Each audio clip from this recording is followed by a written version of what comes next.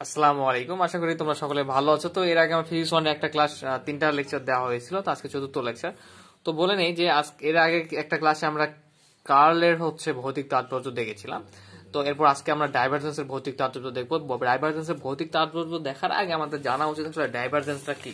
ঠিক আছে, তো ডাইভারজেন্সটা কি এন্ড ডাইভারজেন্সের ভৌত তাৎপর্য বলতে কি বোঝায়। তো আমরা এর আগের ক্লাসে একটু আলোচনা করেছিলাম। তাৎপর্যটা হচ্ছে মানে যে কার্ল বলি আর ডাইভারজেন্স বলি। তো এই কার্ল বা ডাইভারজেন্স দ্বারা কি বোঝায়, কি কি প্রমাণ করা যায়, সেটা হচ্ছে তাৎপর্য। ঠিক আছে, তো যেমন আমরা প্রমাণ করেছিলাম কার্লের ক্ষেত্রে যে কৌণিক ভরবেগ দ্বিগুণ, ওই কার্ল হচ্ছে কি কার্লের কৌণিক ভরবেগ এটা কার্লের দ্বিগুণ, ওটা প্রমাণ করেছিলাম। তারপর আরো কিছু ভৌতিক তাৎপর্য যেটা দেখেছিলাম কার্লের ক্ষেত্রে। তো ডাইভারজেন্সের ক্ষেত্রে, তো ডাইভারজেন্সটা আসলে কি, একটা ভেক্টর অপারেটর ডট একটা হচ্ছে এটাকে বলা হচ্ছে ডেল বলতে পারো। ঠিক আছে, ডেল আর একটা ভেক্টর অপারেটর, দুটা যদি ডট গুণনটাই হচ্ছে কি আমাদের ডাইভারজেন্স। ঠিক আছে, মানে এই যে ডেল আছে, ডেল এবং হচ্ছে ভেক্টর অপারেটর, যে কোনো একটা ভেক্টর ক্ষেত্রের সঙ্গে ডট গুণনটাই হচ্ছে আমাদের কি ডাইভারজেন্স। তো মূলত কি কি ঘটনা ঘটে, যদি এই যে ডাইভারজেন্স করার ফলে যদি মানটা 0 আসে, সেক্ষেত্রে এটা সনিলাইডার হয়, যেটা তোমরা অনেকেই জানো সনিলাইডারের সংজ্ঞা। এরপরে আবার হচ্ছে কি, এই ডাইভারজেন্স দ্বারা বোঝায় হচ্ছে কোন প্রবাহী বস্তু, সেটা পানি হতে পারে, এই ঘনত্ব বৃদ্ধি আবার হ্রাস বোঝায়। তো সাপোজ আমি একটু আলোচনা করি, এখানে একটা ফ্রেশ পেজে আলোচনা করতেছি, বা এখানে আলোচনা করলে হবে। তো সাপোজ এটা যদি একটা পানির স্রোত হয়, ঠিক আছে, তো দেখো এদিকে কিন্তু একটা পানির প্রবাহ আছে, যাচ্ছে। ঠিক আছে, তো এই পানির প্রবাহটা বৃদ্ধি পাবে কখন, যদি এই উপর থেকে যদি আমরা একটা পাইপ উপর থেকে যদি আমরা আরো পানি যদি দেই এক্সট্রা করে, তাহলে কি এর প্রবাহটা কিন্তু আরো পানি বেশি হওয়ার কারণে প্রবাহটা আমাদের কি পাবে, বৃদ্ধি পাবে। কিন্তু আবার যদি এই দিকে যদি একটা আমরা লিক করে দেই, এই যে পানির এখানে যদি একটা লিক করে দিই আমরা নিচের দিকে, তাহলে কি পানিটা এদিকে বের হয়ে গিয়ে এখানে কিন্তু প্রবাহ কমবে। তার মানে কোন বস্তুর প্রবাহের এটা ঘনত্ব বৃদ্ধি হ্রাস নির্দেশ করে থাকে। ঠিক আছে, তো আমরা এই ব্যাপারগুলো আলোচনা করব তাৎপর্য, যে এটা ডাইভারজেন্স কেন হয়, এটা সলিনয়েডাল কেন হয়, এবং হচ্ছে এই যে পানির যে ঘনত্ব হ্রাস বৃদ্ধি করে এটা কখন হয় এবং কেন হয়। ঠিক আছে, যে জাস্ট প্রমাণ করে দেবো। তো আমি সাধারণত ব্যতিক্রম সলিউশনটা ফলো করতেছি, তোমাদের সুবিধার জন্য বললাম। এরপর হচ্ছে আমরা সাধারণত এই পরের প্রশ্নগুলো সলিউশন করার চেষ্টা করব, কারণ আমাদের হাতে সময় কম। ওকে, তো দেখো আমি নোট করে নিচ্ছি তোমাদের বোঝানোর জন্য। তো ডাইভারজেন্সের ভৌতিক তাৎপর্য, প্রথমত ডাইভারজেন্সের আমরা সংজ্ঞাটা দিয়ে ফেলি, যে এটা যদি একটা ভেক্টর ক্ষেত্র হয়, এই যে del X Y Z, X তো স্থানাঙ্ক, v1 x1 y1 yz I একক ভেক্টর, v2 xyz জে একক ভেক্টর, এবং v3 xyz কে একক ভেক্টর। এই ভেক্টর ক্ষেত্র যদি বিবেচনা করি আমরা, তাহলে আমরা জানি যে ভেক্টর ক্ষেত্র বা ল্যামডা, ঠিক আছে, ল্যামডা না সরি ন্যাবলা, এটাকে আবার ন্যাবলাও বলা হয়। কিন্তু একটা কথা মনে রাখবা, এটাকে ডেলও বলা হয়, অনেক ক্ষেত্রে আবার কি বলা হয়, হচ্ছে কি বললাম, ন্যাবলাও বলা হয়। তো এই ন্যাবলার যেটা ভেক্টর ক্ষেত্রটা প্রমাণ করতেছে, এটার সঙ্গে আরেকটা ভি এখানে ভেক্টর বা এই ভেক্টর যেটা মনে করো, আরেকটা ভেক্টরের ডট গুণফলকে ওই ভেক্টর ক্ষেত্রে কি বলা হয়, ডাইভারজেন্স বা হচ্ছে অপসারিতা। অপসারিতা বলতে বোঝায় যে এই যে প্রবাহটা বুঝালাম, পানির প্রবাহ, এই যে কখনো স্রোত কমতেছে, প্রবাহ কমতেছে, কখনো বৃদ্ধি পাচ্ছে ঘনত্বটা, এটা হচ্ছে অপসারিতা। তো ডাইভারজেন্সকে আমরা কিভাবে প্রকাশ করে থাকি, হয়তো এই যে ডেল বা ন্যাবলা ডট ভি ভেক্টর বা হচ্ছে ডাইভারজেন্স ডট ভি ভেক্টর লিখে প্রকাশ করা হয়। আচ্ছা, খুবই ইজি কিন্তু, বুঝছো? তো এখন আমরা কি করব, যে কাজটা যারা 1 নম্বর লেকচারটা দেখছিলে কালের ভৌতিক তাৎপর্য বা তাৎপর্যটা কেমনে প্রমাণ করা হয়, আমরা ক্রস গুণন করছিলাম। এখানে আমরা কি করব, যে ডেল ডট ভি ভেক্টর, এখানে আমরা ডট গুণনটা করব। তো আমরা ডেল অপারেটর বা ল্যাম্বা অপারেটর আমরা কি জানি, সবসময় জানি যে এর হচ্ছে কি ভেক্টরটা কেমন হয়, যে ডেল ডেল এক্স, বা এটাকে কার্লি বলা হয়, এই যে ব্যাগা অংশটাকে কার্লি বলা হয়, কিন্তু আমি তোমাদের বোঝানোর জন্য ডেল দ্বারা বলতেছি, যে del by del X I একক vector plus del by del Y J একক vector plus del by del Z K একক ভেক্টর ডট এই যে ভি ভেক্টর অপারেটরটাকে আমরা কিভাবে লিখতে পারি, ভেক্টর অপারেটর মানে কিন্তু প্রত্যেকটার সঙ্গে কি থাকবে, আই জে কে থাকবে অবশ্যই একক vector, v1 v2 v3 K একক ভেক্টর। ভেক্টর ক্ষেত্র মানে কিন্তু একক ভেক্টর থাকতেই হবে। তখন এরা স্কেলার ক্ষেত্র হয়ে যাবে কখন, যখন হচ্ছে এটা হচ্ছে কি থাকবে না, আই যে একক ভেক্টর গুলো থাকবে না। তো আমরা জানি ডাইভারজেন্স করলে বা ডাইভারজেন্স করলে আমরা দুইটা ভেক্টরকে যখন ডট গুণ করবো, এটা কি হয়, ডাইভারজেন্সটা ভেক্টর ক্ষেত্র থেকে কিন্তু স্কেলার রাশিতে পরিণত হয়। তখন দেখি একটু ডট গুণনটা করে দেখি। তো তোমরা আশা করি সবাই জানো, যে আগেরটা যে ক্লাসগুলো যারা করেছো তারা বুঝতে পারবে, যে আমরা জানি যে কি ডট গুণনের ক্ষেত্রে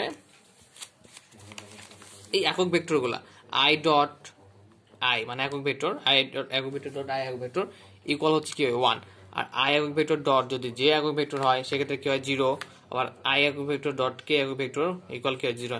মানে শুধু স্যাম একক ভেক্টরগুলো ডট হলে 1 হয়, আর বাকিগুলো যেমন জে একক ভেক্টর ডট জে একক ভেক্টর হলে কি হয় 1 হয়, কে একক ভেক্টর ডট কে একক ভেক্টর হলে 1 হয়। আর বাদ বাকি যেগুলো ভিন্ন ভিন্ন হচ্ছে একক ভেক্টর সেগুলোর ফলে কি হয়ে যায় আমাদের 0 হয়ে যায়। ওকে, তো এই ব্যাপারটা একটু খেয়াল রাখো। তো এখানে আই একক ভেক্টর দেখো এটার সঙ্গে কিন্তু এই পুরাটা গুণ অবস্থায় আছে এটার সঙ্গে। তো আমরা জানি প্রথম উপাদান দিয়ে পুরাটা গুণ করবো একবার, তো দ্বিতীয় উপাদান দিয়ে বা তৃতীয় উপাদান দিয়ে। তো প্রথম ক্লাসে আমি একটু আলোচনা করে দিয়েছিলাম যে প্রথম উপাদান যদি এটা পুরোটা গুণ করে ফেলি দেখো তাহলে ডিডিএক্স কিন্তু আছে, ডিডিএক্স আকার ডেল বাই ডেল এক্স মানে অন্তরীকরণ যোগ্য আকারে আছে। তো এখানে আমাদের ব্যাপারটা হচ্ছে এক্স এর সাপেক্ষে অন্তরীণ করতেছি, নো ব্যাপার ম্যাটার, এক্স এর সাপেক্ষে কাকে করতেছি একবার v1 কে, একবার v2 কে, আর v3 কে। কিন্তু এই জে আই একবার এটা যদি প্রথম উপাদানকে করি তাহলে কি del del X v1 I dot I হবে কিন্তু, তাই না, দুটাই আছে। তো আই ডট আই এর মান কি এখানে 1, কিন্তু এখানে আবার এটার সঙ্গে আমরা এটা গুণ করো জাস্ট একটু দেখো আই আছে এখানে জে আছে, তো আই ডট জে তো গুণ করলে অটোমেটিকলি আই ডট জে তো 0 হবে, তো পুরাটাই চলে 0 আমি লিখে দিছি। ঠিক আছে, এবারটা একটু ডিটেলস কম বোঝাচ্ছি, যদিও কারো সমস্যা হয় তাও আমি একটু তাহলে একটা অংশ জাস্ট আমি একটু ডিটেলস বোঝাই দিই। তো দেখো এখানে কি আছে ডেল ডেল এক্স আই একক ভেক্টর, তো এটার সঙ্গে তাহলে গুণ কোনটা হবে প্রথম উপাদানটার সঙ্গে এটা, তারপর দ্বিতীয় উপাদানের সঙ্গে আবার পুরাটা, আবার তৃতীয় উপাদানের সঙ্গে পুরাটা। তো প্রথম উপাদানের সঙ্গে এই অংশটা আমি একটু গুণ করে দেখাচ্ছি। কি আছে এখানে v1 আই একক ভেক্টর প্লাস v2 জে একক ভেক্টর প্লাস v3 কে একক ভেক্টর। তো আচ্ছা, তো গুণ করে ফেলো del del X v1 I একক ভেক্টর ইন্টু আই একক ভেক্টর, যে আই একক vector plus del del X v2 I dot J একক ভেক্টর, এই যে আই আর জে একক vector plus del del X I dot এখানে v3 এই যে কে আছে তার মানে কে একক ভেক্টর। আই থিঙ্ক যে তোমরা ব্যাপারটা বুঝতে পারছো যে সাধারণ গুণ প্রথম উপাদানটাতে আমরা এই পুরোটাকে গুণ করলাম, দ্বিতীয় যে অংশটা ছিল। তো আমরা জানি যে আই ডট আই শুধু একক ভেক্টর হলে আমাদের সেটা 1 হয়, আর বাকি আই ডট জে আছে আই ডট কে আছে এটা তো অটোমেটিকলি 0, 0 সঙ্গে কোনো উপাদান থাকলে সেটার মানটা কি হয়ে যায় আমাদের 0 হয়ে যায়। তাহলে এখানে আমাদের কি আছে ডেল ডেল এক্স শুধু v1 থাকতেছে, এটার মান যেহেতু 1। তো স্যাম ব্যাপারটা এখানে ঘটছে, আমি এটার সঙ্গে এটা পুরোটা গুণ করছি তাহলে এটা ডেল v1 ডেল এক্স আসছে 0 0 আসছে। এখানে দেখো আবার del by del Y J একক ভেক্টর, তো জে ডট জে একক ভেক্টর এরকম যেটা হবে সেটা শুধু কি থাকবে মান থাকবে, আর জে আই বা জে কে হইলে কি হবে ভিন্ন ভিন্ন একক ভেক্টর হলে সেটা মানটা 0 হবে। তো এখানে একটু খেয়াল করো del by del Y J একক ভেক্টর ডট এই পুরোটা গুণ করবো, তাই না, প্রথম উপাদানের সঙ্গে তাহলে গুণ করি প্রথমে, তো জে আই একক ভেক্টর তার মানে এটা কি মানটা এটার সঙ্গে এটা পুরোটা তোমরা এক্সট্রা করে গুণ করে দেখতে পারো, আই জে হওয়ার কারণে কি 0 আসবে। এরপর এখানে v2 জে আছে, এখানে ডেল ডেল ওয়াই জে আছে, তো জে একক ভেক্টর জে একক ভেক্টর মানে 1 হবে, আর ইন্টু 1, আর এখানে কি থাকবে ডেল ডেল ওয়াই, এখানে v2 আছে v2। এর পরবর্তীতে del by del Y J এর সঙ্গে ধর v3 কে একক ভেক্টর যদি গুণফল করি আমরা ডট গুণন, তাহলে জে আর কে একক ভেক্টর মানে ভিন্ন ভিন্ন একক ভেক্টর, সো এটা আমাদের কি হয়ে যাবে ভিন্ন ভিন্ন একক ভেক্টর ডট গুণন হলে সেটা 0 হয়ে যায়, আমরা সবাই জানি। আচ্ছা, এখন আবার এই পার্টের জন্য এই দেখো এই del by del Z K একক ভেক্টরটা কিন্তু এটার সঙ্গে কি অবস্থা গুণ অবস্থায়, তো গুণ করে দাও প্রথম উপাদান গুণ করা এটার সঙ্গে প্রথম উপাদান, তো কে একক ভেক্টর আই একক ভেক্টর আমরা এই বাকি অংশ দেখবো না কারণ কে আর আই একক ভেক্টর ভিন্ন ভিন্ন একক ভেক্টর, সো অটোমেটিক্যালি 0 হয়ে যাচ্ছে, তার মানে ডেল বাই ডেল জেড কি হয়ে যাবে প্রথম উপাদান 0। এবার দ্বিতীয় উপাদানে কে জে মানে এটাও একক ভেক্টর ভিন্ন ভিন্ন, তার মানে এই মানটাও 0 হয়ে যাবে। এরপর তৃতীয় উপাদান del by del Z K একক ভেক্টর v3 কে একক ভেক্টর, দেখো এখান থেকে যদি আমরা এটার সঙ্গে গুণ করি তাহলে দেখো কে একক ভেক্টর মানে কে ডট কে করলে কি আসে আমাদের 1 চলে আসে, আর তাহলে del v3 by del Z চলে থাকলো। ঠিক আছে, আশা করি তোমরা বুঝতে পারছো যে কিভাবে ডেল v3 ডেল জেড আমি একটা ক্লিয়ার বুঝাই দিয়েছি, বাকি দুইটা তোমরা নিজেরা করে নেবা। তো ফাইনালি এরপর যে প্রবলেম থেকে আমাকে ইনবক্সে নক করবা। তো ফাইনালি তো জিরো গুলো বাদ দিয়ে, জিরো গুলো কোনো মানের ভ্যালু নাই, তো ওগুলো বাদ দিলে আমাদের এই তিনটা থাকতেছে। তো আমরা দেখো এটা কি করছি, ডাইভারজেন্স করার ফলে, ডাইভারজেন্স ছিল ভেক্টর ক্ষেত্র, ওটাকে করার ফলে আমাদের স্কেলার ক্ষেত্রে চলে আসছে কিন্তু ডাইভারজেন্সের মান। তো এটা একটা আমাদের কি থাকছে ডাইভারজেন্স একটা তাৎপর্য, ডাইভারজেন্স করলে কোনো ভেক্টর ক্ষেত্রকে, দুইটা ভেক্টর ক্ষেত্রকে আমাদের ফলাফল আসবে কি স্কেলার।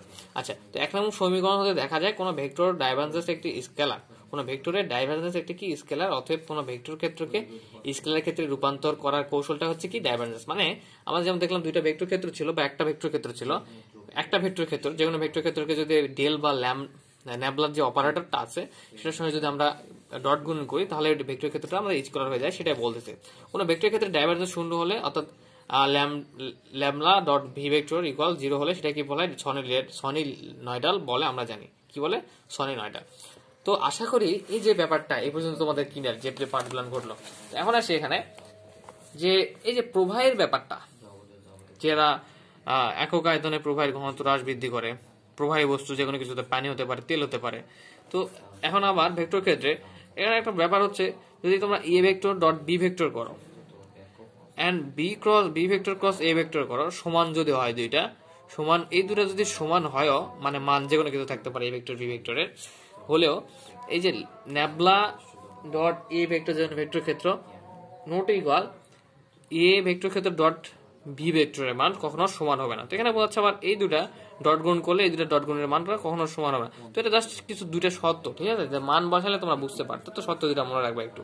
তো এখন এই যে ভি ভেক্টরটা আছে আমাদের, এই ভেক্টরে আমরা যদি একটা প্রবাহী বস্তু এফ দিলাম, তো ভি কে যদি ভি ভেক্টরটাকে যদি প্রবাহী বস্তু এফ দ্বারা যদি ধরি, এফ ভি ধরি ভি ভেক্টরটাকে, যে প্রবাহী বস্তু অ্যাড করা হয়েছে ভেক্টর ক্ষেত্রের সঙ্গে, তাহলে সমীকরণতে পাওয়া যাবে যে ডেল ডট ডেল ভি, যেটা ডাইভারজেন্সের প্রতি একক আয়তনে প্রবাহের ঘনত্বটা কিভাবে হ্রাস বৃদ্ধির হার নির্দেশ করবে। তো কিভাবে হ্রাস বৃদ্ধির হার নির্দেশ করে আমি সেটা কিন্তু প্রথমে আলোচনা করে দিছি।